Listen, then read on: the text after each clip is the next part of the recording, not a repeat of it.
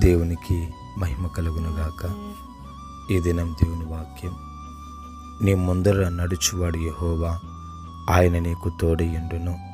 గమనించినట్లయితే గనక ఇశ్రాయేలు ప్రజలు ఐగుప్తు దేశం నుంచి కనాను దేశానికి వెళ్ళే మార్గ మధ్యంలో అనేక పరిస్థితులను వారు ఎదుర్కొన్నారు. ఎర్ర సముద్రం కావచ్చు, ఎరికో గోడలు కావచ్చు, యోర్దాను నది కావచ్చు, వారికంటే అనేక రీతులుగా బలవంతులైనటువంటి రాజులు కావచ్చు. వారు ఏ పరిస్థితిని ఎదుర్కొన్నా సరే నిశ్చయముగా వారి దేవుడైన యెహోవా దేవుడు తన యొక్క దూతను పంపి వారిని అద్భుత రీతిగా ఎలాగ విడిపించాడు, ఎలాగ వారికి సహాయం చేస్తూ వచ్చాడు.